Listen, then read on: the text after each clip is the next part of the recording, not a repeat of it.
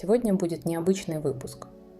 Я хочу познакомить вас с 3 ароматическими композициями, которые для меня стали способом прикоснуться к одной из самых глубоких легенд и традиций – истории о 3 храмах в иудейской культуре. Это не просто ароматы. Каждый из них несет в себе определенное состояние, опыт связи, память о том, как человек и общество по-разному переживали присутствие священного в разные эпохи. В еврейской традиции говорят о 1, 2 и 3 храме. Чаще всего как о зданиях, построенных и разрушенных. Но если посмотреть глубже, эта история раскрывается как путь от цельной связи через утрату и напряжение к попытке восстановить смысл уже на другом уровне. В этом видео я предлагаю пройти этот путь через историю, символику и через аромат, как самый древний язык памяти, который минует слова и позволяет почувствовать то, что трудно объяснить.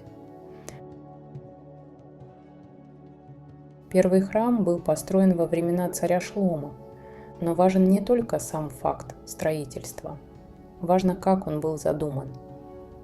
Это было место, где духовное и материальное еще не были разделены.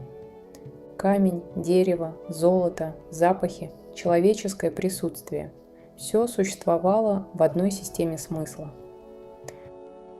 Для строительства использовали ливанский кедр – Cedrus libani. Его древесина почти не гнила, она была устойчивой, сухой, чистой.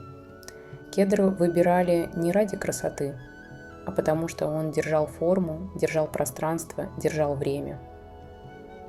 Храм был центром общества, не только религиозным, но и человеческим. Туда приносили не только жертвы, но и намерение быть в доброй связи с народом, с землей, с божественным. Запахи играли в этом особую роль. Ктуарет. Священное воскурение было не украшением ритуала, а его сердцем. Дым поднимался вверх, запах наполнял пространство. И человек оказывался внутри общего действия, где тело, дыхание и внимание собирались в одну точку. Первый храм можно почувствовать как состояние цельности, когда связь не требует усилия, когда порядок воспринимается как естественный, когда человек знает свое место не через страх и контроль, а через участие. Это архетип ранней, еще не нарушенной связи, как у ребенка, который чувствует мир как надежный и живой, как у общества, которое строит не из тревоги, а из уверенности, что общее благо возможно. И, возможно, именно поэтому история первого храма ощущается сегодня такой далекой. Не потому, что прошло много времени, а потому, что это состояние цельности стало для нас редким опытом. И вот аромат, как возможность прикоснуться к этому состоянию чуть глубже. В основе композиции первого храма оливковое масло, корица, мирра и пальмороза. Аромат раскрывается очень сладко и уютно. Не как десерт, а как состояние, похожее на ту редкую безмятежность, когда мир кажется надежным, когда нет внутренней спешки и не нужно постоянно быть настороже. В этом запахе есть ощущение простоты, которое не примитивно, а наполнено. Как будто можно радоваться малому, и этого достаточно. На уровне ощущений это масло затрагивает самые базовые настройки восприятия мира. То, как человек чувствует поддержку. Помощь, принадлежность к семье, к близким, к сообществу, к жизни в целом. Это аромат состояния, в котором связь не требует усилия. Она просто есть. Но при более внимательном соприкосновении композиция начинает подсвечивать и другой слой. Она показывает, насколько эти базовые настройки могли быть нарушены. Где ощущение поддержки было утрачено, где принадлежность перестала быть очевидной. И как этот ранний разрыв отражается потом на всем восприятии мира. На доверии, ощущении безопасности, способности чувствовать себя дома среди людей. Этот аромат возвращает память о том состоянии цельности, которое когда-то было возможно, и через это делает видимым то, где связь была нарушена. Как напоминание о первом, самом глубоком слое храма, слое безмятежного присутствия и естественной принадлежности. Но ни одно состояние цельности не остается неизменным. Связь, которая кажется естественной, становится уязвимой тогда, когда общество теряет внутреннюю сонастройку. Разрушение первого храма было не только исторической катастрофой. Это был разрыв связи между людьми, между слоями общества, между внутренним и внешним. Когда храм был разрушен, исчезло не только здание. Исчезло место, где связь собиралась сама собой. И когда спустя годы был построен второй храм, он возник уже в другом мире. В мире, где целостность была утрачена, а связь больше не ощущалась как нечто само собой разумеющееся. Второй храм – это время усилия. Время, когда связь нужно было удерживать. Когда порядок больше не жил внутри человека, а требовал формы, правил, дисциплины. Ритуал стал строже. Закон детальнее. Внимание напряженнее. Запахи тоже изменились в своем звучании. В них стало больше дыма, больше огня, больше горечи. Не потому, что исчез свет, а потому, что его нужно было постоянно поддерживать. Психологически это состояние человека после утраты. Когда что-то важное разрушено, и чтобы не распасться, он выстраивает систему. Опоры, границы, правила. Не из жестокости, а из необходимости. Второй храм – это архетип жизни после травмы. Связь еще возможна, но она требует постоянной работы. Присутствие больше не дается легко. Его нужно выбирать снова и снова. И именно в этом напряжении постепенно начинает звучать вопрос, который станет главным. Если связь больше не удерживается формой, то на чем она может держаться дальше? В еврейской традиции разрушение второго храма связывают не только с внешними причинами. Мудрецы говорят о другой, более глубокой причине. Синат хинам – беспричинной ненависти. Это не ненависть открытая, не война и не вражда снаружи. Это внутренний разрыв, когда люди остаются рядом, но перестают быть в связи. Когда другой начинает восприниматься не как часть общего, а как угроза, как конкурент, как носитель неправильного. Беспричинная ненависть – это состояние, в котором связь разрушается еще до того, как появляются стены и враги. Это потеря способности видеть человека за различиями. И именно это делает разрушение неизбежным. Потому что храм – это не здание, которое рушится от камней. Это пространство связи, которое перестает удерживаться изнутри. Исторически второй храм продолжал существовать. Ритуалы совершались, форма сохранялась, но внутреннее единство было подорвано. Психологически это момент, когда система еще работает, но уже не живет. Когда правила есть, а присутствия нет. Когда форма заменяет контакт. И тогда внешнее разрушение становится лишь отражением того, что уже произошло внутри. В основе композиции второго храма – оливковое масло, бальзам Галаада, мирра и ладан. Аромат раскрывается иначе, чем первый. Он не сладкий и не уютный. В нем есть дым, есть острота, есть ощущение свежего ветра, иногда почти холодного. Это запах, который не убаюкивает. Он проясняет, собирает, заставляет быть внимательным. На уровне ощущений это масло говорит о свойствах, которые поддерживают неразрывную связь между людьми, но уже не как естественное состояние, а как результат внутренней работы. Здесь появляется структура, иерархия, осознание ответственности, понимание того, что связь требует усилия и постоянного удерживания внимания. В этом аромате ясно чувствуется дуальность. которая становится центральной темой второго храма. Это ощущается, как на человека действуют две силы. Одна – развивающая, поддерживающая движение вперед. Другая – требующая остановиться, увидеть ошибку, исправить, вынести урок. Это напряженное равновесие между светом и тенью, между добром и злом, между импульсом и ограничением. В глубинных слоях бессознательного этот аромат начинает резонировать с повреждениями, связанными именно с этой темой. С теми местами, где внутренняя система оценки и ответственности стала слишком жесткой или, наоборот, разрушилась.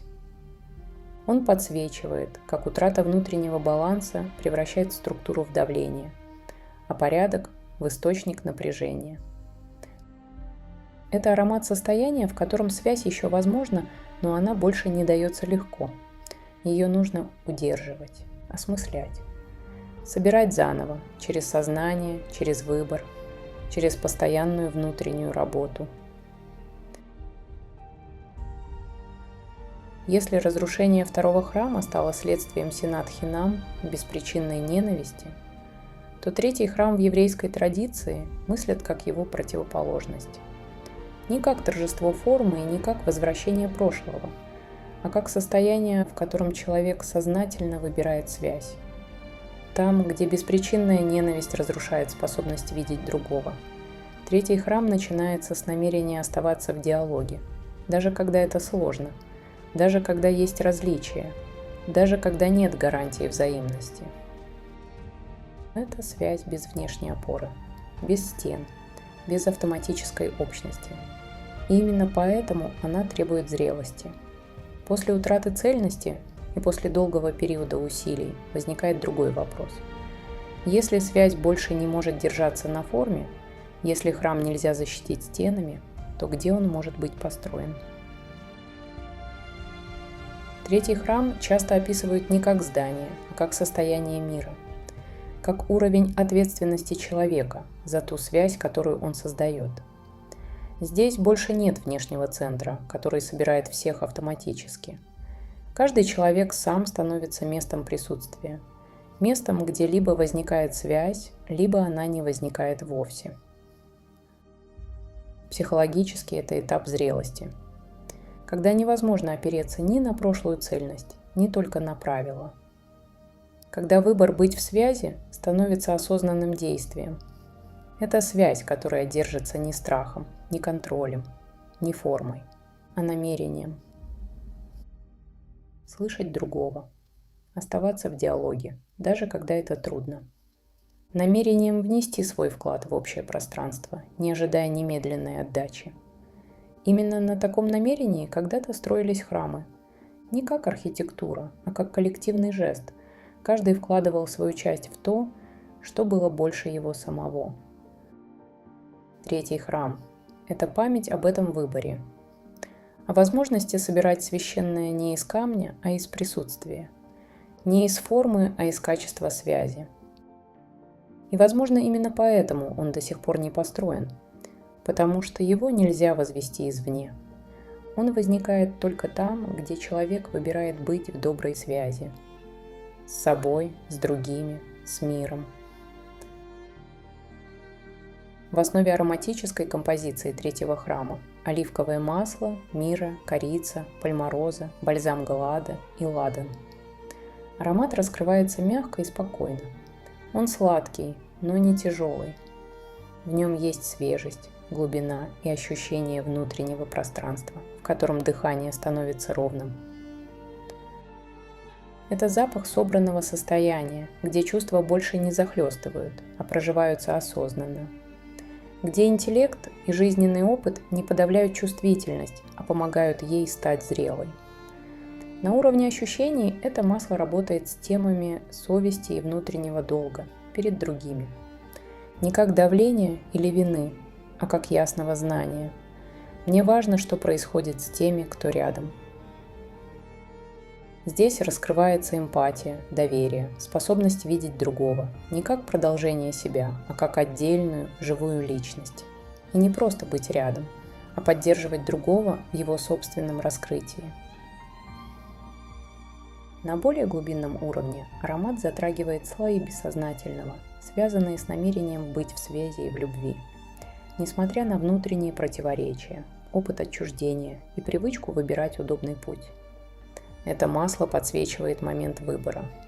Тот самый, где человек перестает жить только для себя и принимает более сложный вызов – развивать в себе высшие психические свойства.